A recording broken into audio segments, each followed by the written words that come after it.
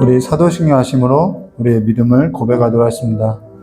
전능하사 천지를 만드신 하나님 아버지를 내가 믿사오며 그 외아들 우리 주 예수 그리스도를 믿사오니 이는 성령으로 인태하사 동정녀 마리아를 선하시고 본디오 빌라도에게 고난을 받으사 십자가에 못 박혀 주시고 장사한 지 사흘 만에 죽은 자 가운데서 다시 살아나시며 하늘에 오르사 전능하신 하나님 우편에 앉아 계시다가 저리로서 산자와 죽은 자를 심판하려 오시리라.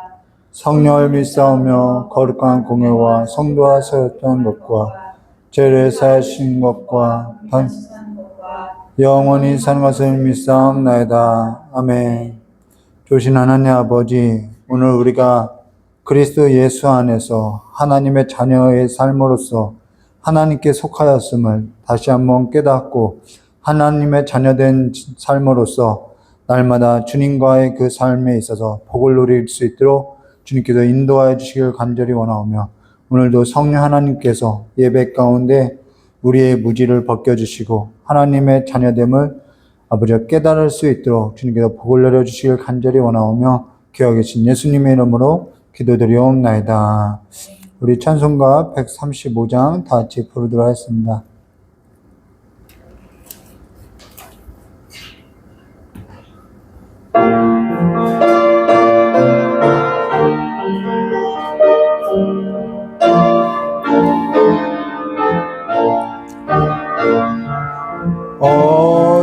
어저께나 오늘이나 어느 때든지 영원토록 변함없는 거룩한 말씀 믿고 순종하는 이의 생명 되시며 한량없이 아름답고 기쁜 말일세. 어저께나 오늘이나 영원 무궁히 한결같은 주 예수께 찬양합니다.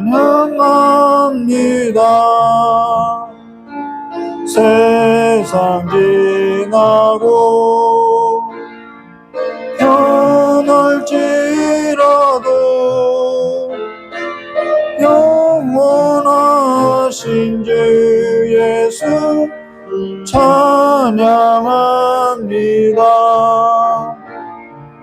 풍랑이는 바다 위로 걸어오시고 갈릴리의 험한 풍파 잔잔케 하고 겟세마네 동산에서 우리 위하여 눈물 짓고 기도하신 고난의 주님, 어저께나 오늘이나 영원 무궁히 한결같은 주 예수 찬양합니다. 세상 지나고 변할지라도 원하신 주 예수 찬양합니다. 허물 많은 베드로를 용서하시고 의심 많은 도마에게 확신 주시고 사랑하는 그의 제자 가슴에 안고 부드러운 사랑으로 품어주셨네. 어저께나 오늘이나 영원 무궁히 한결같은 주 예수께 찬양합니다. 세상 지나고 변할지라도 영원하신 주 예수 찬양합니다. 엠마오로 행하시던 주님 오늘도 한결같이 우리 곁에 함께 계시고 우리들을 영접하러 다시 오실 때 변함없는 영광의 주 진입해 오리. 어저께나 오늘이나 영원 무궁히 한결같은 주 예수께 찬양합니다. 세상 지나고 변할지라도 영원하신 주 예수 찬양합니다. 아멘. 우리 오늘 함께 나눌 하나님 말씀 요한일서 3장 1절에서 6절입니다. 요한일서 3장 1절에서 6절입니다. 요한일서 3장 1절부터 6절까지의 말씀을 지금 우리 금요 예배 시간에 마칠 수 있겠다라는 생각으로 설교를 작성했는데요. 못 마쳤어요. 그래서 주일날 오전 예배 때도 함께 이어서 나누도록 하겠습니다. 본문이 짧아서 내용이 짧을 거라고 생각했는데 이 본문과 상관없이 이 안에 담겨져 있는 내용이 신학적인 의미가 너무 많아서 두 번에 걸쳐서 주일날 디모데전서를 하지 않고 이어서 바로 하도록 하겠습니다. 오늘 우리 함께 나누는 하나님 말씀 요한일서 3장 1절부터 6절입니다. 1절부터 6절. 제가 먼저 교도하겠습니다. 함께 교도하겠습니다. 보라, 아버지께서 어떠한 사랑을 우리에게 베푸사 하나님의 자녀라 일컬음을 받게 하셨는가. 우리가 그러하도다. 그러므로 세상이 우리를 알지 못함은 그를 알지 못함이라.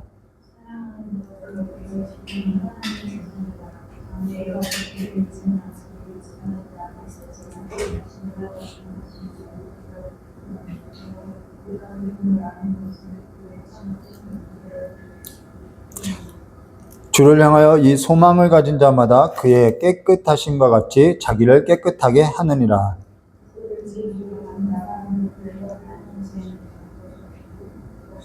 그가 우리 죄를 없애려고 나타내신 것을 너희가 아나니 그에게 죄가 없느니라. 함께 하겠습니다. 그 안에 거하는 자마다 범죄하지 아니하나니 범죄하는 자마다 그를 보지도 못하였고 그를 알지도 못하였느니라. 아멘. 오늘 불법이 나오고요. 죄는 불법이다라고 얘기하는데 우리가 이 부분은 3절부터 6절까지는 다음 시간에 이어서 하도록 하겠습니다. 왜 죄는 불법이라고 하는지 그 의미에 있어서 우리 오늘 이번 시간과 다음 시간 두 시간에 두 번에 걸쳐서 하겠습니다. 오늘 요한일서 3장 1절과 6절 말씀 가지고요. 죄를 짓는 자마다 불법을 행하나니 죄는 불법이라 라는 제목으로 우리 함께 나누도록 하겠습니다. 주일 오전 설교 때 우리가 무엇을 함께 나눴냐면요. 뭘 전념하라고 했죠? 세 가지에 있어서 전념하라고 했죠? 읽는 것과 권하는 것과 가르치는 것, 이 세 가지에 있어서 전념하라고 우리가 함께 나눴는데, 읽는 것, 무엇을 읽냐는 거예요. 교회 안에서 무엇을 읽었느냐? 이때 당시 읽는 거라는 것은 바울이 교회에게 쓴 서신과 회당에서 읽혔던 모세의 글과 역사서죠. 선지서, 그러니까 구약 성경을 말하죠. 그러면 오늘 우리가 읽어야 할 것은 성경 66권을 읽으라는 이야기를 하는 거죠. 그러면은 왜 읽어야 하냐는 거예요. 성경 우리가 왜 읽어야 하는 거죠? 어째서 읽어야 하냐는 거예요. 저희 딸에게 요즘 계속 이렇게 이야기해요. 하루 5장 계속 이렇게 세뇌를 시키고 있어요. 왜 읽어야 하냐는 거예요. 그거는 우리 신앙이라는 것, 우리가 믿고 있는 거는 양육할 때도 이야기할 것처럼 어떠한 감정에 기반할 수 있는 것이 아니에요. 아, 나 기분 좋아. 그러니까 나 신앙 좋아. 어떠한 생각, 나 이렇게 하나님을 생각해. 어떠한 이념이나 어떠한 철학에 기반할 수 없는 거라는 거예요. 어떤 도덕과 윤리에 기반할 수 없다라는 거예요. 성경 66권이 무엇을 말하고 있는지에 우리가 기반을 두고 있다라는 거죠. 내 생각에 있어서, 내 감정에 있어서, 내 의지에 있어서 믿는 게 아니라 성경이 말하고자 하는 그 말씀에 있어서 우리가 믿고 그 말씀에 기반하여서 우리는 느끼고 우리는 거기에 있어서 또 행동한다라는 거예요. 그러니까 말씀이 없으면 안 되는 거예요. 그러니까 우리 삶 자체가 어디에 기반하고 있냐면은 말씀 위에 기반하고 있다라는 거예요. 그러면은 말씀 위에 기반하지 않는 걸 뭐라고 하죠? 그걸 죄라고 하고 불법이라고 하는 거예요. 그걸 불법 건축물이라고 하는 거예요. 말씀에 기반하지 않고 모든 것, 내가 아무리 깨끗하다고 해도요, 말씀에 기반되어 있지 않은 것은요, 불법 건축물이라는 거예요. 그 이야기를 하는 거죠. 그럼 여기에 있어서 우리가 생각할 게 뭐냐면은 성경에 있어서 어찌 읽어야 하느냐? 3가지를 우리가 생각하면서 성경을 묵상해야 하는 거예요. 그 3가지는 뭐냐면요. 하나는 이 성경에는 신학이 있다라는 거예요. 신학을 고려해야 하는 거죠. 신학이 있다라는 것은 성경이 말하고자 하는 여러 가지 주제들이 있다라는 거죠. 예수님이 누구인가? 하나님이 누구인가? 이것 때문에 일대 양육을 하는 거죠. 구원이 뭔가? 종말론이 뭐지? 교회라는 거 뭐지? 이 성경이 말하고자 하는 그 개념, 그래서 신앙은요, 개념을 잘 잡아야 하는 거예요. 성경에서 말하는 사랑이 뭐지? 여기에 우리가 사랑이라는 것을 기반해서 살아가야 하는 거고요. 교회가 뭔지 내 생각, 내 감정으로 느끼는 그 교회 말고 성경이 말하는 교회. 그래서 내가 그 성경이 말하는 교회에 있어서 믿고 나는 그 교회에 있어서 사모하고 행동해야 한다라는 거예요. 그러니까 우리의 삶 자체는요, 성경이 있다라는 거예요. 그래서 성경의 첫 번째는 뭐냐면은 신학이 있다라는 거예요. 성경은 여러 가지 주제가 있다는 거죠. 또 하나는요, 2번째는 이 성경이라는 것은요, 가상현실이 아니라는 거예요. 그래서 우리가 이상세계에 있는 것이 아니라는 거예요. 신앙이 좋다는 것은요, 저가 얼마만큼 현실적으로 사느냐, 여기 있는 거예요.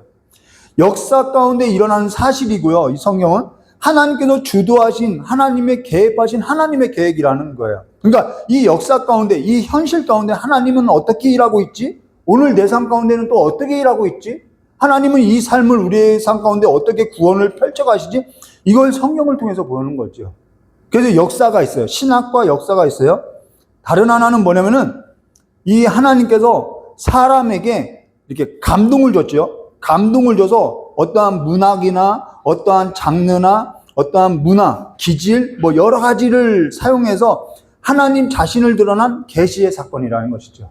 그래서 성경 계시란, 그러면 이 글을 읽을 때 우리는 무엇을 알게 되냐면은 하나님의 어떠한 표정들이 있다라는 것이죠. 아, 하나님은 이러한 상황 가운데 이런 것을 좋아하시구나, 이러한 것을 싫어하시구나. 우리가 하나님의 얼굴을 볼 수 있다라는 거예요. 그걸 계시인 거죠.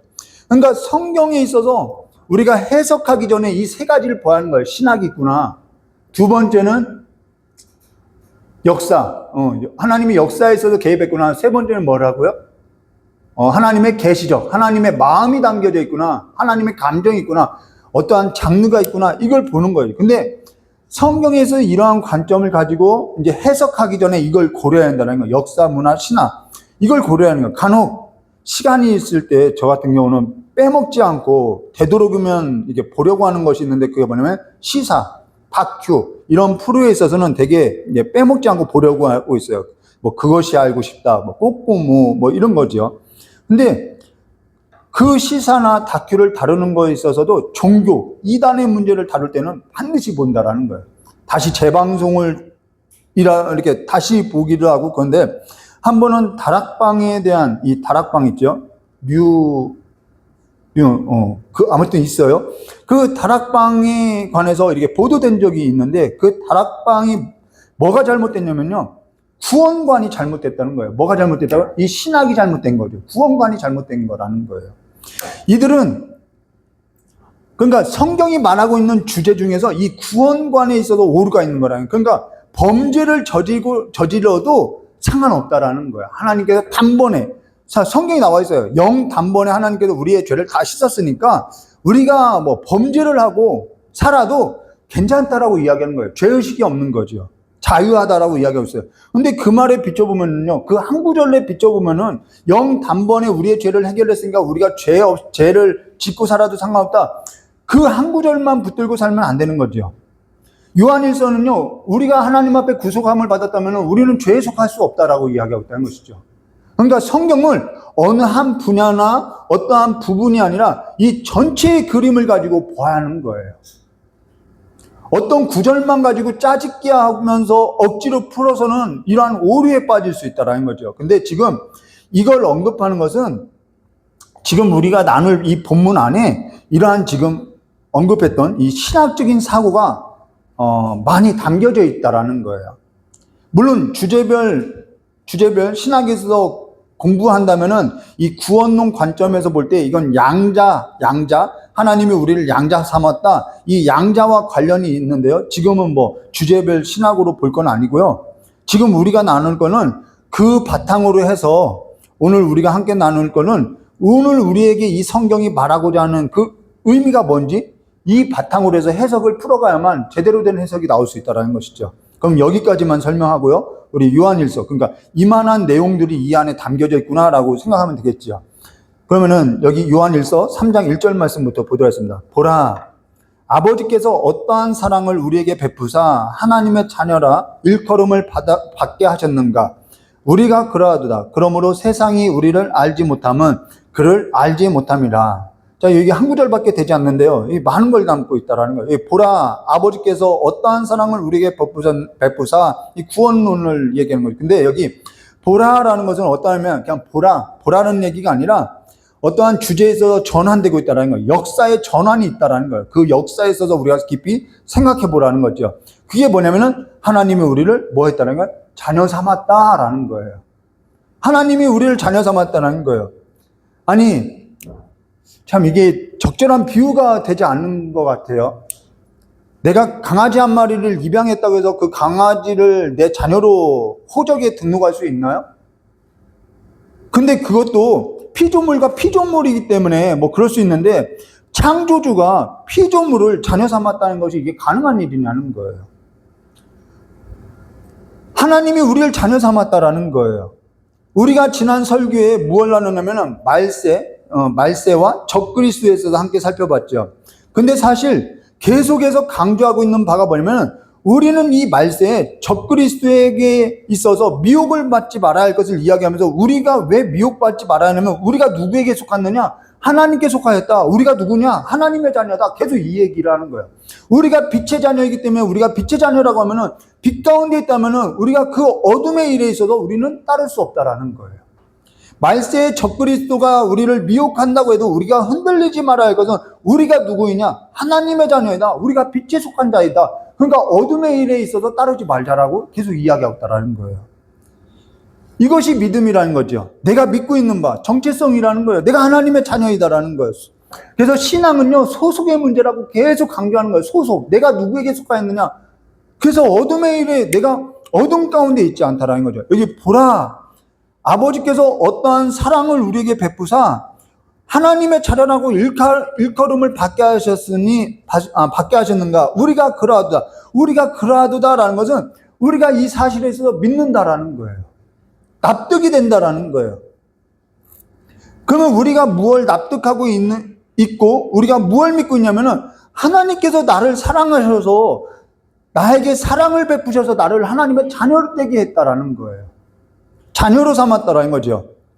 이걸 어디서 믿을 수 있죠? 내 감정을 믿을 수 있나요? 내 생각을 믿을 수 있나요? 내 의지대로 난 하나님의 자녀입니다. 난 하나님의 자녀입니다 해서 되는 문제인가요? 그렇지 않죠. 말씀이 있다라는 거예요. 요한복음 3장 16절에 이렇게 말씀하죠. 하나님이 세상을 이처럼 사랑하사 독생자를 주셨으니 이는 그를 믿는 자마다 멸망치 않고 영생을 얻게 하려 하십니다. 이처럼 사랑하셔서 독생자를 주었다라는 거예요. 그리고 우리는 그 독생자를 믿음으로써 우리가 영생을 얻었고 하나님의 자녀가 됐다라는 거예요. 이 말씀을 믿는 거죠. 요한복음 1장 12절과 13절, 영접하는 자 곧 그 이름을 믿는 자들에게는 하나님의 자녀가 되는 권세를 주셨으니 이는 혈통으로나 육정으로나 사람의 뜻으로 나지 아니하고 오직 하나님께로부터 난 자들이라. 이 말씀을 누가 믿느냐? 성령님이 믿게 하여 준다라는 거예요. 우리가 하나님의 자녀된 것은 혈이나 육이나 사람의 뜻에 있지 않다라는 거예요. 오직 하나님의 뜻에 있었다라는 거예요. 아니, 사람이 어찌 앞서서 언급한 것처럼 하나님의 자녀가 될 수 있냐는 거예요. 아니, 피조물이 어떻게 창조주의 자녀가 될 수 있냐는 것이죠. 근데 우리는 이걸 믿고 있어요. 근데 우리에게는 하나님의 성령을 보내셔서 이 사실을 믿게 했다라는 거야. 그리고 하나님의 자녀되는 권세를 줬다라는 거예요. 권세. 이 권세라는 단어가 뭐냐면 특권을 줬다라는 것이죠. 특권. 우리에게 어떠한 특권을 줬지요? 하나님의 말씀을 읽고 믿게 했다라는 거예요. 이거 굉장한 특권이라는 것이죠. 그래서 우리가 하나님의 자녀이구나 믿고 살아가는 거예요. 여기 권세라는 것은 특권이라는 거예요. 하나님의 자녀가 누리는 특권. 우리가 하나님의 자녀가 되었어요. 그러면 우리가 하나님의 자녀로서 누릴 수 있는 특권이 있다라는 거예요. 여기에서도 우리가 나눌 건데요. 근데 여기 뭐라고 하냐면은 그러므로 자, 우리는 하나님의 자녀가 됐어요. 그래서 우리가 지금 권세를 받아서 지금 그 특권을 누리고 있다라는 거예요. 근데 그 특권이 뭔지 오늘 우리가 나눌 건데 여기 그러므로라고 이야기했어요. 반대를 말하고 있어요. 그러므로 세상이 우리를 알지 못하면 그를 알지 못함이라라고 이야기했어요.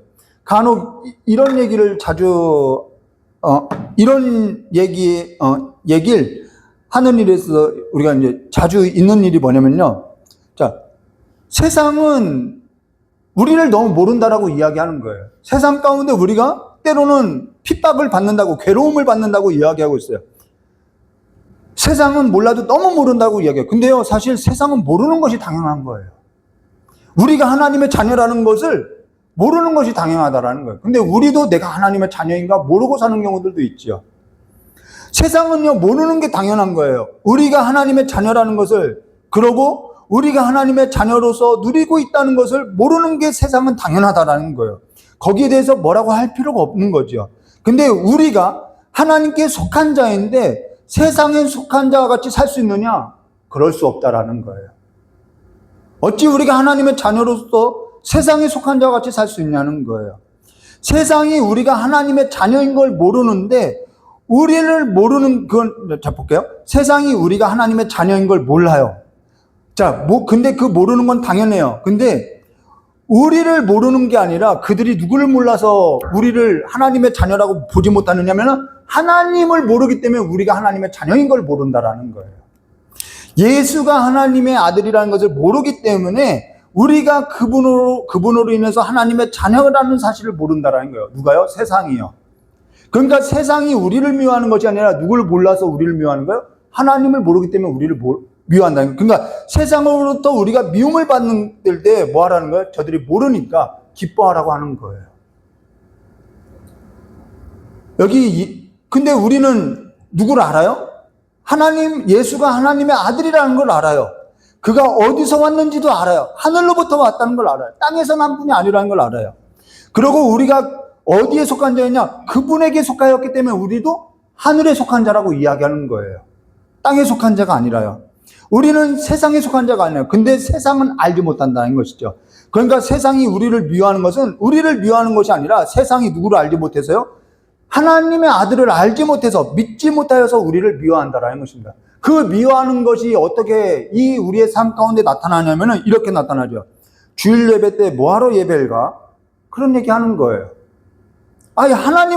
우리는 하나님을 섬기기 위해서 창조되었다는 것을 우리는 믿기 때문에 그냥 행동하는 거예요. 그런데 그들은 하나님이 누군지 모르니까 주일 예배 때 뭐하러 예배를 가? 그럴 시간이 있으면 놀러를 가지. 그럴 시간이 있으면 돈이나 벌지. 게을러서 그래. 이런 말 하는 거예요.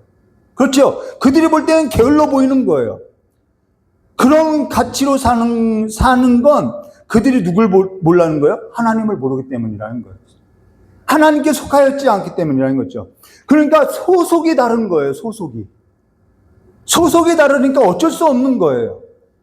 출애굽기 5장 1절부터 15장 27절까지 아주 중요한 사건이 나와요. 하나님께서 세상의 임금을 심판해요. 우리 다음 주에 볼 건데요. 세상의 임금을 심판해요. 바로를 심판하죠.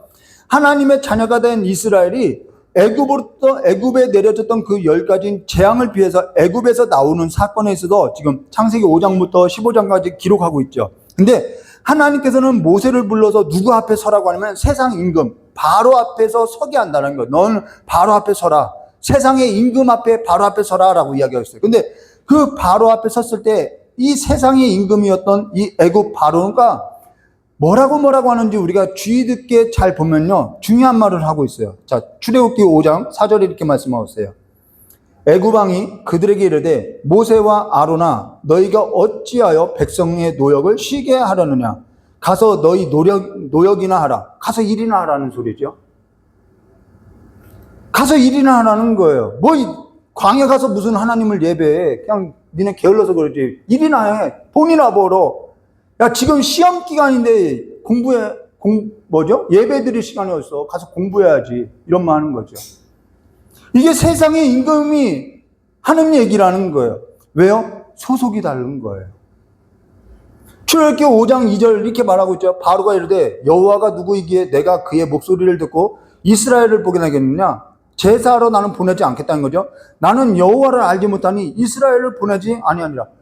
하나님을 모르니까 이런 말 하는 거라는 거예요. 본인이 얘기해요. 세상은 하나님을 알지 못하는 거예요. 그로 인해서 하나님의 자녀들이요, 괴로움을 당하는 건 당연하다는 거죠. 이 세상 가운데. 고난이 있는 거예요. 예배하러 간다는 얘기에 있어서 게을러서 그런다고. 지금 때가 어느 때인데 몰라서 그런다고. 사실 삶에요, 뿌리가 달라서 저들이 하나님을 모르니까 그렇게 하는 거예요. 놓아주지 않는 거죠. 그 이야기라는 거예요. 더 볼까요? 이 삶의 뿌리가 얼마나 다른지 출애굽기 8장 28절에 또 이렇게 말하죠. 바로가 이르되 내가 너를 보내리니, 이제 보내는 거예요. 괴로우니까요. 너희 하나님 여호와를 광야에서 제사를 드릴 것이나 너무 멀리 가지는 말라. 그런즉 너희는 나를 위하여 간구하라. 좀 아파지면요, 이런 얘기하는 거예요. 너무 멀리 갈 거 뭐 있어. 집 가까운 데 가. 가까운 교회 가. 이런 얘기 있죠. 누구 편하라고 집 가까운 데 가냐는 거예요. 이 교회에서 가서 예배 드리는 것이 요즘은 다 이 말이 너무 당연시되고 있어요. 다 뭐라고 하면 집 가까운 데 가라는 이야기를 하는 거예요. 다 같은 교회냐? 이런 말 좀 조심스럽긴 하지만은요, 이 남방의 여인은요, 솔로몬의 지혜를 듣고 자요. 남방에서 왔다라는 것을 우리가 기억해야 하는 거예요. 주님께서 왜 이런 말씀을 하냐는 거죠. 다 가까운 교회 가라는 거예요. 자, 그러고 나서요, 출애굽기 10장 11절에 이런 말씀이에요. 애굽왕 바로가 하는 말이에요. 그렇게 하지 말고 너희 장정만 가서 여호와를 섬기라. 이것이 너희가 구하는 바라. 이에 그들이 바로 앞에서 쫓겨나요. 애들까지 뭐하러 가? 불편하지 않아? 이런 말 하는 거죠. 너만 가서 은혜 받으면 되지. 너만 가. 그러니까 오늘날 신앙이 어떻게 되면 나만 은혜 받으면 된다는 거예요. 여기에 다 속고 있는 거예요. 나만 은혜 받으면 뭐 하냐는 거예요. 우리가 이러한 들리지 않는 소리에 지금 이게 누구의 음성인지, 누구의 음성을 내가 따르고 있는지 우리가 한번 이 성경 말씀을 통해서 봐야 하는 거죠. 출애굽기 10장 24절에 또 이렇게 말씀하고 있어요. 바로가 모세를 불러 이르되 너희가 가서 여호와를 섬기되 너희의 양과 소는 머물러 두고 너희 어린 것들은 너희와 함께 갈지나. 힘들게 벌어서 뭐하냐, 교회 갖다 바치는 걸. 이 얘기를 하는 거예요. 이렇게 의역해 주니까 알아듣겠죠. 예배하러 간다고 하면 하루인데 어때? 하루 빠지는 건데. 시험 기간인데 어때? 회식이 있는데 어때? 때로는 헌금만 보내. 무슨 축의금 보내듯이 그렇게 이야기해요. 때로는 힘들게 벌어서 뭐하러 교회에다 갖다 바쳐. 전부 이 기준이 어디에 있냐는 거예요. 이거는 누굴 몰라서 하는 얘기냐면 이들이 이 하나님을 몰라서 그런 얘기를 하고 있다라는 거예요. 근데 그들은요, 몰라서 그런다 하는데 우리는 지금 누구에게 속하냐면 우리는 하나님을 안다고 하잖아요. 지금 요한이 계속 하는 말이 뭐냐? 우리가 빛의 자녀다. 우리가 하나님을 안다. 우리가 하나님의 자손이다. 이 얘기를 하는 거예요. 하나님의 자손이 어떻게 그럴 수 있냐는 거죠. 하나님을 안다고 하면서 어떻게 하나님을 사랑하지 않고 계명을 지키지 않고 빛 가운데 다니지 않고 어떻게 그럴 수 있냐는 거예요. 우리는 하나님을 안다고 한 우리는 어때하냐는 거죠. 우리는 하나님의 자녀, 약속이신 그리스도로 인해서 하나님의 약속인 이 그리스도로 인해서 하나님의 약속의 자손이 된 거 아니냐는 거죠. 하나님께서 우리에게 사랑을 베푸셔서 우리가 하나님의 자녀가 된 것, 우리도 그렇게 믿고 인정하고 있지 않느냐 이 말이라는 거예요. 우리가 죄로부터 건짐을 받지 않았느냐, 우리가 어둠에서부터 세상으로부터 건짐을 받지 않았느냐, 우리가 그러하도다. 우리가 다 납득되고 있지 않냐는 거죠. 그러면 우리의 삶이라는 것은 어디에 있느냐? 우리의 신앙이라는 것은 하나님을 영화롭게 하는 데 있다라는 거예요. 하나님을 예배하러 가는 데 있다라는 거예요. 우리의 삶은요, 광야로 가서요, 하나님을 영화롭게 하는 삶에 있다라는 것을 우리가 기억해야 하는 거죠. 우리의 삶의 가치의 기준은요, 하나님을 영화롭게 하는 일에 있는데, 우리의 삶의 근거와 뿌리는 여기에 있는데, 우리의 삶이라는 것은 세상 신 앞에 엎드려서, 금송아지 앞에 엎드려서 복을 비는 것으로서 살아가고 있다라는 거예요. 이게 애굽 신을 섬기는 것과 다르지 않죠. 세상 신 앞에 엎드려 복을 얻는 일이 아니라요, 하나님을 영화롭게 하는 일에 있다는 것을, 하나님을 예배하는 데 있다는 것을 우리가 기억해야 한다는 것이죠. 그래서 하나님이 우리를 불러내서 우리를 지었다라는 거예요. 우리가 야곱, 이 이스라엘, 하나님이 왜 이스라엘을 불렀나요? 애굽에서 하나님을 영화롭게 하기 위해서. 근데 이 이스라엘이 누구죠? 야곱이라는 거예요. 야곱. 자, 이스라엘 야곱의 삶을 보면요, 전반이 있고요, 후반이 있어요. 이 성경 안에 잘 나타난 사건이죠. 약복 나루터. 야곱의 삶은요, 전반에는요, 전부 자기가 빼앗고요, 모으고요, 쌓으려고, 그리고 자기 우리간을 지으려고, 자기 생명을 보존하려고 전부 그렇게 살아가요. 근데 약복 사건 후에 그가, 하나님께서 그를 뭐라고 부르냐면 이스라엘이라고 불러줘요. 그러면 그가 이스라엘이라는 이름을 얻고 정말 이 이스라엘로서 삶을 사느냐? 아직은 야곱이라는 거예요. 근데 약복 사건 이후에 이 야곱이 어떠한 삶을 사냐면요, 디나가 겁탈당해요. 그리고 요셉이 빼앗겨요. 아내가 떠나가요. 베냐민마저 떠나가요. 전부 하나씩 잃어가게 되어 있어요. 하나하나 다 잃어가요. 빼앗기고 없어지고 다 잃어가는 거예요. 근데 그때 이 야곱이 뭐라고 하면은 이런 말을 해요. 맨날 모으려고 했던 그가 내가 이루면 이루리라. 그러면서 애굽으로 자기 자손들을 보내는 거예요. 그때 비로소 뭐라고 불려지냐면 그가 이스라엘로 불려지는 거예요. 내가 이루면 이루리라. 신학이라는 것은요, 전반부와 후반부가 있어요. 그가 내가 이루면 이루리라 했던 것은 그때부터 뭘 붙들기 시작하면 내가 하나님을 의지하겠다라는 거예요. 이게 후반부의 인생이죠. 근데 지금 우리는 전반부의 인생이 아니에요. 전부 후반부를 띄고 있는 인생이라는 거예요. 우리의 삶은요, 이 후반부에 있어서 어떠한 삶으로서 살아가야 하는 거죠. 내가 하나님의 자녀가 되었어. 이제는 자녀된 권세를 누려야 하는 삶.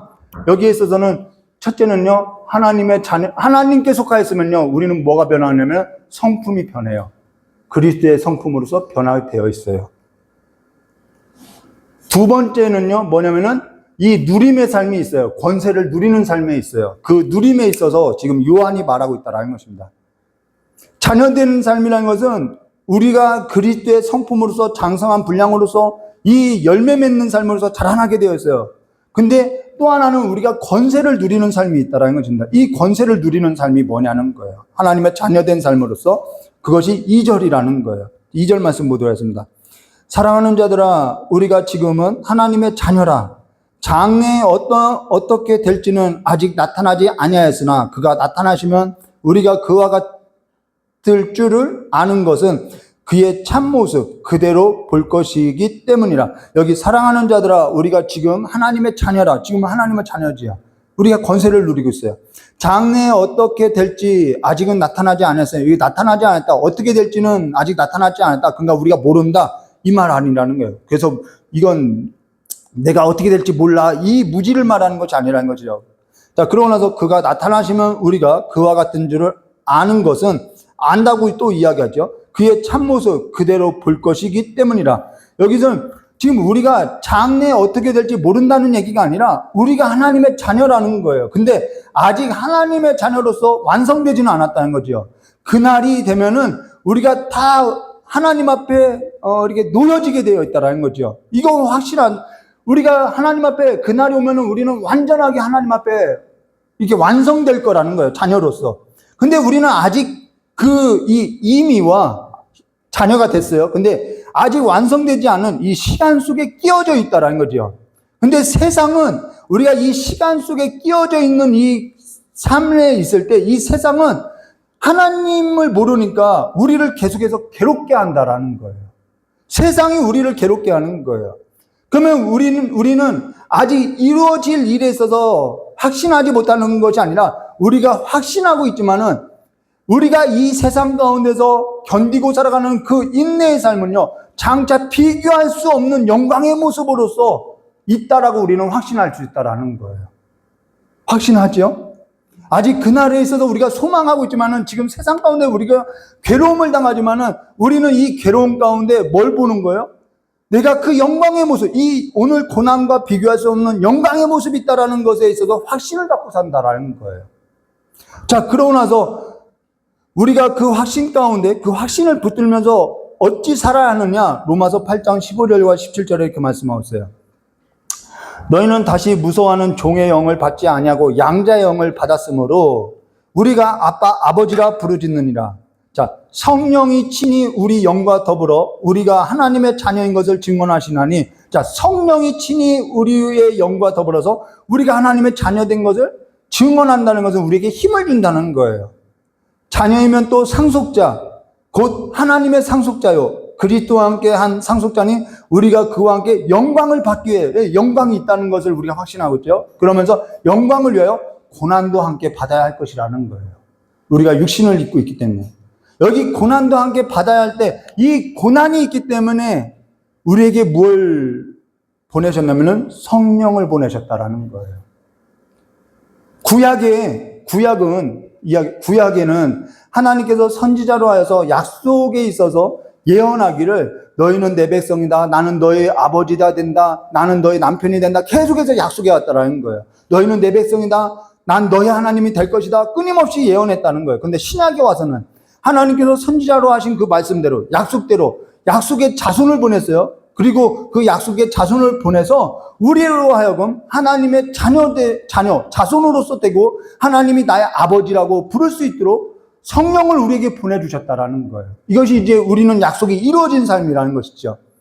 사실 그러면은 우리가 이 땅 가운데서 살아갈 때 고난이 없느냐, 이 육체를 입고 있을 때 어려움이 없느냐, 이 죄의 문제 이런 것에 있어서 우리가 어려움이 있느냐 없느냐, 있다라는 거예요. 그래서 하나님의 자녀된 권세는 뭐냐면은 성령을 의지해서 산다는 거예요. 내 힘을 의지해서 살아가는 것이 아니라 성령을 의지해서 산다라는 거예요. 여러분, 세상 일에 있어서 오늘 우리가 한 가지 기억할 것이 뭐냐면은 내가 뭔가를 끊어내려고 해서 결단했어요. 그거 되나요? 내가 결단한다고 해서 되나요? 안 돼요. 세상의 즐거움이 결단과 내 의지로서 끊어지나요? 저는 안 되던데요. 저 역시 군대에서 담배를 배운 일이 있어요. 안 피면은 이제 맞았어야 하니까, 그때 당시는 구타가 있었으니까요. 그래서 안 맞기 위해서 담배를 배웠어요. 근데 사회 나와서 그걸 끊으려고 했는데 안 끊어지는 거예요. 몇 년을 이어 폈어요. 끊으려 해도 안 끊어요. 그냥 대학생이 됐죠. 복학생이 됐어요.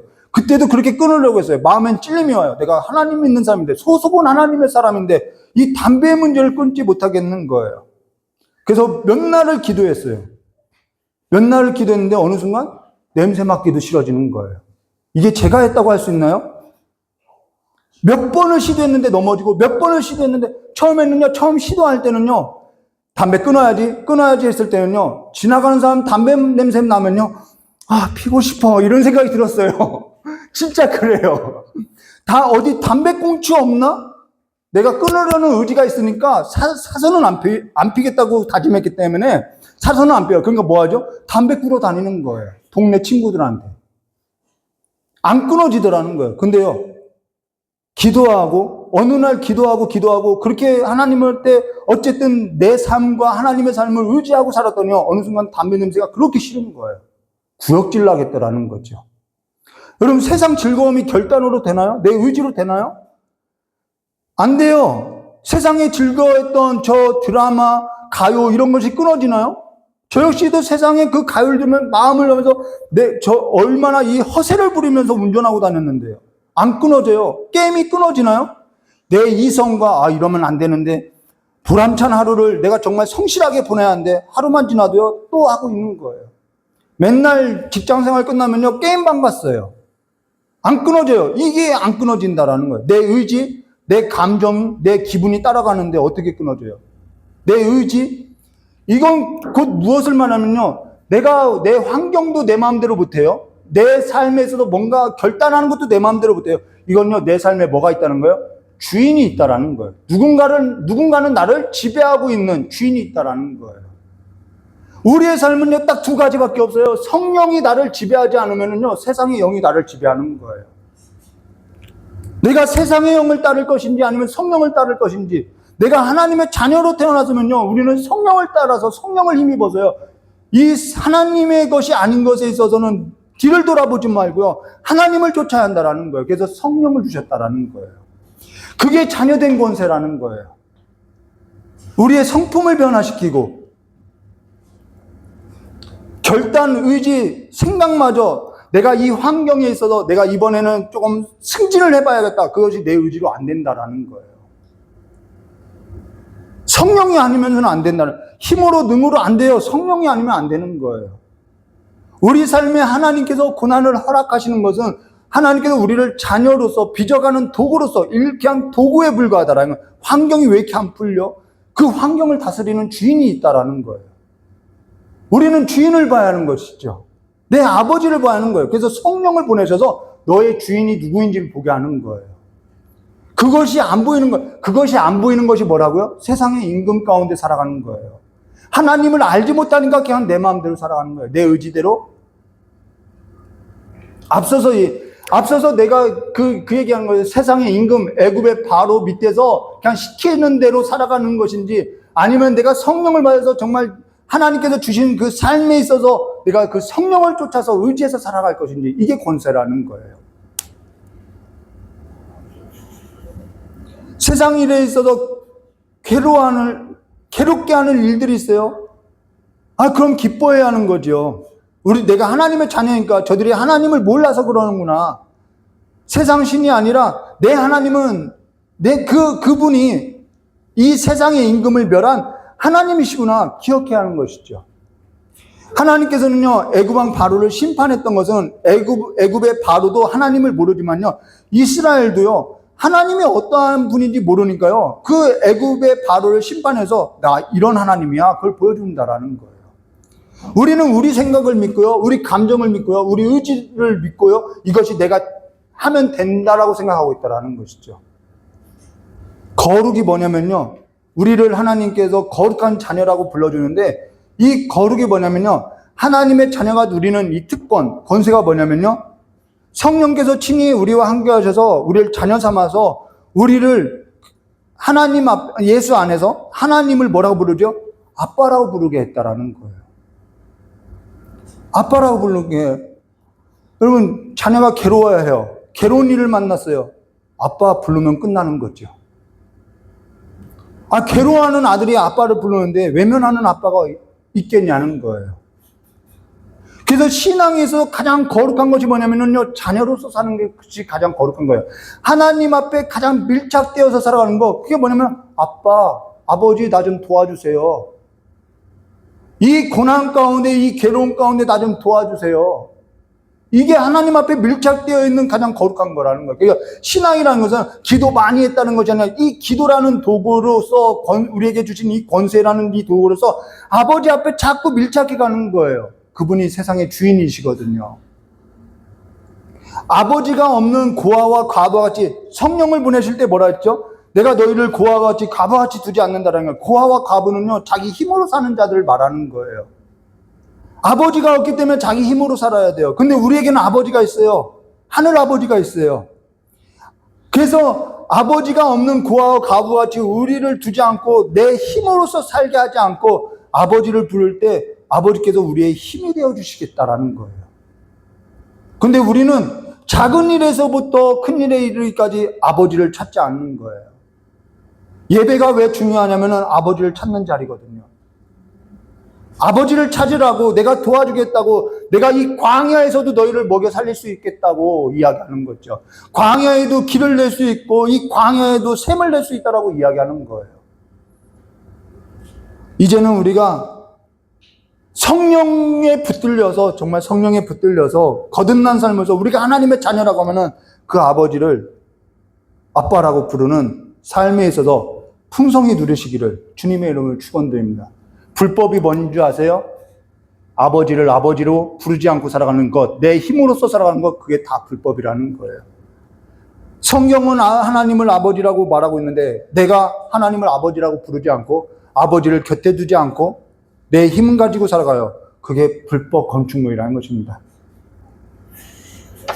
세상 임금 밑에서 내가 삶을 살아갈 것인지, 아니면 약속, 아버지께서 우리에게 약속하신 그 약속, 예수 안에서 아버지를 의지하는 이 성령에 붙들린 삶을 살아갈 것인지, 올 한 해 우리가 선택하여서 우리의 삶이 올해를 넘기지 마시고 더욱더 아버지 안에서 풍성한 삶이 되시기를 주님의 이름을 축원드립니다. 같이 기도하도록 하겠습니다. 좋으신 하나님 아버지, 우리를 자녀 삼아 주시고 또한 우리에게 자녀된 권세를 주시고 특권을 주셔서 하나님을 의지하고 고와 같이 과부같이 우리를 버려두지 않고 하나님을 붙들게 하셨사오니 우리가 세상에 있어서, 죄에 있어서, 그 어떠한 문제들에 있어서 어쩔 수 없어, 어쩔 수 없는 거야, 다 이렇게 살아가, 이런 고백 말고 하나님을 의지하는 삶으로서 아버지와 함께 걸어나가는 자녀 될 수 있도록 주여 복을 내려주시길 간절히 원하오며 올 한 해를 넘기지 않고 더욱더 아버지를 의지하는 삶이 될 수 있도록 우리를 붙들어 주시길 간절히 원하오며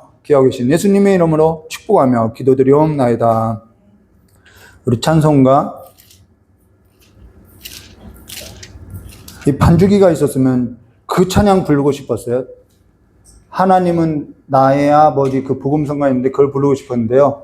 그게 없어서 우리 피아노 반주로 310장 다 같이 부르도록 하겠습니다.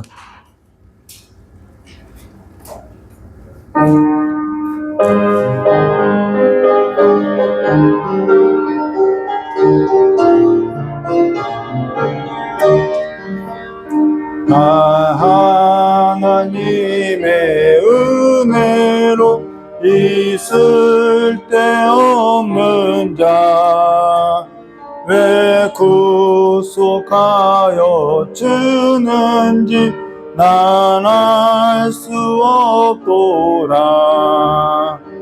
내가 믿고 또 의지함은 내 모든 형편하시는 주님 늘 보호해 주실 것을 나는 확실히 아네. 왜 내게 굳세 믿음과 또 복음 주셔서 내 마음이 항상 편한지 난 알 수 없도다. 내가 믿고 또 의지함은 내 모든 형편하시는 주님 늘 보호해 주실 것을 나는 확실히 아네.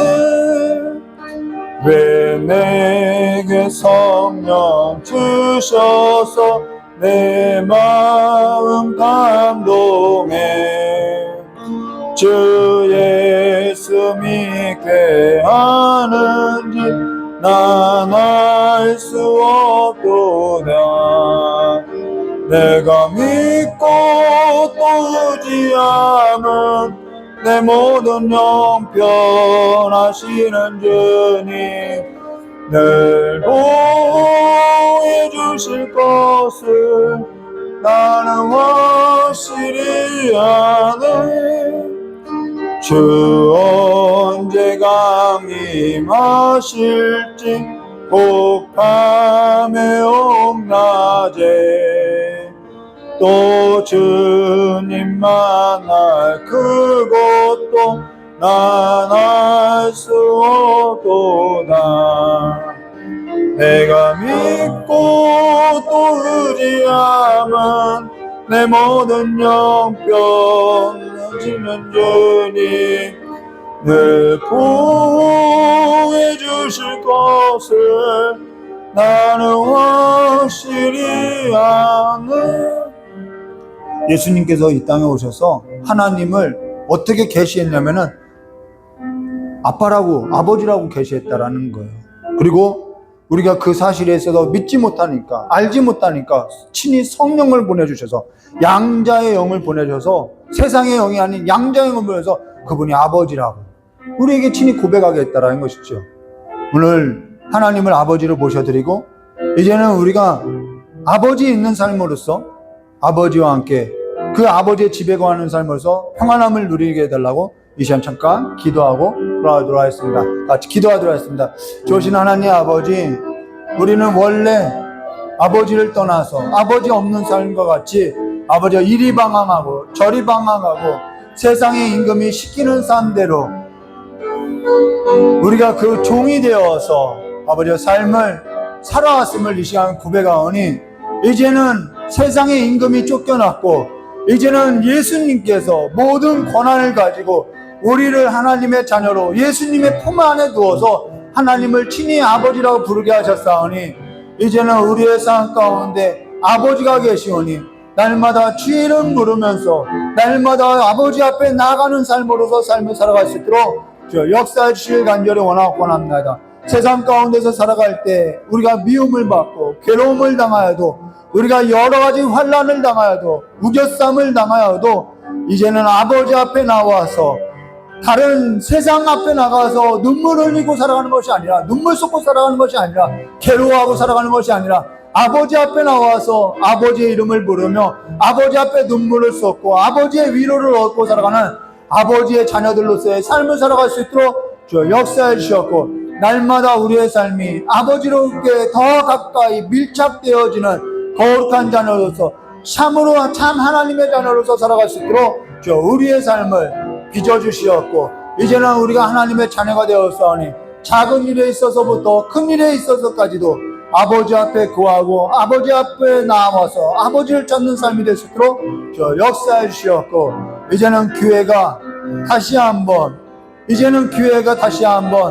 우리가 아버지께로부터 부름을 받아서 아버지를 영화롭게 하는 삶에 있어서 우리가 부름을 받았다는 것에 있어서 다시 한번 깨닫고 다시 한번 기회들이 다시 한번 아버지로 말미암아 일어설 수 있도록 교회마다 힘주셔서 다시 한번 하나님의 그 영화가 교회 가운데 성도들의 삶 가운데 충만하게 해주시길 간절히 원하오며 기도하신 예수님의 이름으로 축복하며 기도드리옵나이다. 좋으신 하나님 아버지, 그리스도 안에 있는 그 그리스도 안에 있었던 그 아버지의 영광이 이제는 우리가 함께 그리스도 안에서 그 아버지의 영광을 보고자 하니 이제는 우리의 삶을 통하여서 아버지를 예배하고 아버지 앞에 나올 때마다 그 아버지의 그 영화로움이 아버지가 이제는 교회 가운데 성도들의 삶 가운데 충만하게 해주시고 아버지의 살아계심이 아버지의 이제는 세상 가운데 드러날 수 있도록 주님께 역사해 주시고 이제는 세상 임금이 쫓겨났으니 이제는 애굽의 바로가 멸하여진 것처럼 세상의 임금이 멸하여졌사오니 이제는 아버지의 자녀들이 세상에 있어서 눌림당하고 주눅들고 포로된 자와 같이 죄의 종이 된 자와 같이 아버지의 우울과 아버지의 마약과 술과 세상의 그 즐거움에 빼앗겨서 이리 방황하고 저리 방황하고 살아가는 삶이 되지 않도록 아버지께서 교회를 사용하여 주시고 성도를 사용하여 주시고 깨워주셔서 이제는 말세 적그리스도가 나오는 이때 아버지가 이단이 있고 거짓의 영이 아버지가 마지막 때, 이 마지막 때 어찌하든지 하나님의 백성을 아버지의 품에서 빼앗으려고 할 때 아버지의 성도들이 깨어서 아버지의 자녀로서 더욱더 일어날 수 있도록 믿음 더하여 주시길 간절히 원하오며 기하고 계신 예수님의 이름으로 축복하며 기도드리옵나이다. 우리 주님 가르쳐 주신 기도로서 금요 말씀 기도에 마치도록 하겠습니다. 하늘에 계신 우리 아버지여, 이름이 거룩히 여김을 받으시며 나라에 임하옵시며 뜻이 안에서 이루어진 것 같이 땅에서도 이루어지리라. 오늘 우리에게 일용할 양식을 주옵시고 우리가 우리의 죄진 자를 사하여 준 것 같이 우리의 죄를 사하여 주옵시고 우리를 시험에 들게 하지 마옵시며 다만 악에서 구하옵소서. 대개 나라와 권세광의 아버지께 영원히 있사옵나이다. 아멘. 감사합니다. 감사합니다. 감사합니다.